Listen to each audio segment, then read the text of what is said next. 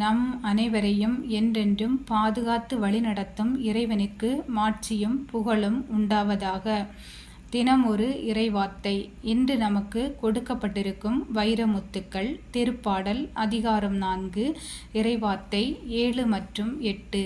தானியமும் திராட்சையும் நன்கு விளையும் காலத்தில் அடையும் மகிழ்ச்சியை விட மேலான மகிழ்ச்சியை நீர் என் உள்ளத்திற்கு அளித்தீர்.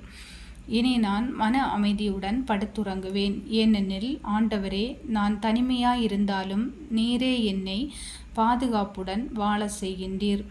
நாம் நெருக்கடியில் இருந்தபோது துணை செய்த இறைவன் எந்நேரமும் நம்முடைய வேண்டுதலுக்கு செவிசாய்த்து நமக்கு தேவையானதை உரிய நேரத்தில் வழங்குவார். அவர் நம்மை அவரது அன்பு பிள்ளைகளாக தேர்ந்தெடுத்துள்ளார். எனவே இறைவனை நம்பி அவர் விரும்பியவற்றை செய்து தூய்மையாக வாழ அறிவுரை வழங்குகிறார். நாமும் அவரது அறிவுரையை ஏற்று தூய்மையாக வாழ்வோம் என்ற உறுதியோடு இந்நாளை தொடங்குவோம். ஆமீன்.